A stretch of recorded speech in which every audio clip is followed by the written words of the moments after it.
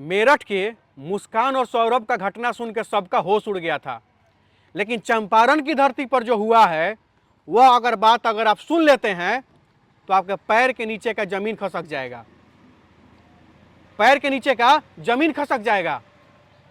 और पता है क्या हुआ है चंपारण में? एक महिला होती है, प्यार करती है, शादी करती है, कुछ दिन के बाद उसको छोड़ देती है, दूसरा शादी करती है, कुछ दिन के बाद उसको भी छोड़ देती है। इतना ही नहीं रुकती है, जाके वो तीसरा शादी कर लेती है। इसी चंपारण की धरती की बात मैं कर रहा हूँ, जी हाँ, तीसरा शादी करती है और उसके साथ रहने लगती है, और रहते रहते तब तक चौथा लड़का से प्यार हो जाता है उसको। पहला को छोड़ी, दूसरा को छोड़ी, तीसरा को पकड़ी और तीसरा शादी करके रह रही थी, तब तक चौथा लड़का से उसको प्यार हो जाता है।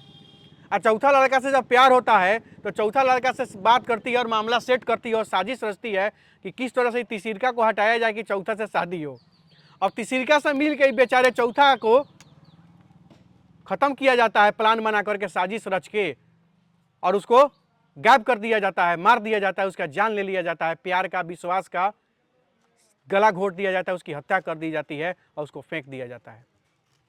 जी हाँ, ये चंपारण की धरती है, बिहार के यूपी के मेरठ का कहानी तो आप सुन के चौंकी गए थे। साहिल का, सौरभ का और मुस्कान का कहानी सुनकर ड्रम में कैसे रख दिया था। उससे भयंकर चंपारण की, बिहार के चंपारण की धरती पर हुआ है कि पहले पति को छोड़ती है, दूसरे पति को छोड़ती है, तीसरे से शादी करती है और चौथे से फंस के, चौथे से प्यार में पढ़कर, साजिश रच कर और तीसरा का हत्या करके सल्टा देती है, फिर चौथा से शादी करके रहने लगती है। लेकिन यहाँ पर थोड़ा रुक जाइए, ब्रेक लगाते हैं कौन? मोतिहारी के एसपी स्वर्ण प्रभात और इनकी टीम। पूरा फॉरेंसिक जांच के तहत, हर पहलुओं पर जांच के तहत, कहा जाता है कि गुनाह करने वाला कितना भी बड़ा गुनाह क्यों न कर ले, आखिर वो कोई ना कोई गलती जरूर करता है जिससे वो पकड़ा जाता है। और वही हुआ। मोतिहारी एसपी के ब्रिलियंट व्यवस्था से, बढ़िया के अधिकारियों की मतलब टीम बनाने के वजह से वह कातिल पकड़ा गया और उस औरत का चेहरा बेनकाब हुआ। वह औरत और उसका आशिक दोनों आज पुलिस के गिरफ्त में है और जेल जा चुका है।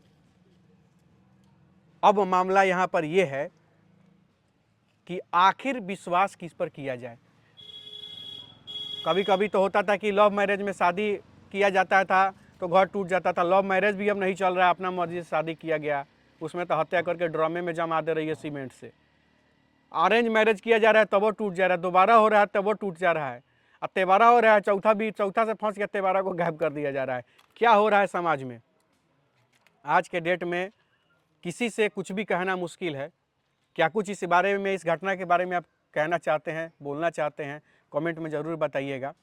और सबसे बड़ा चीज़ है कि घटना हमेशा होती है, लेकिन पुलिस की तत्परता से घटना का पर्दाफाश हो जाता है। तो मैं बिहार के हर एक थाने के भी प्रशासनिक पदाधिकारियों से कहना चाहता हूं कि कोई भी गरीब, कमज़ोर, मजलूम अगर आपके थाने में पहुंचे तो एफआईआर के पहले पैसा मत मांगिए, उसको दौड़ाइए मत। हो सकता है कहीं आपके 3 दिन 4 दिन दौड़ाने के बदले किसी का हत्या हो जाए और किसी का 100 गायब हो जाए और बहुत सारे सबूत को भी नष्ट कर दिया जाए।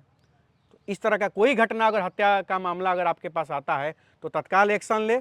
घटना किसी के साथ भी होता है, कहीं भी होता है, तो उस पर एक्शन लेना चाहिए, क्योंकि समय से अगर आप एक्शन लेते हैं तो कोई निर्दोष भी नहीं फंसेगा।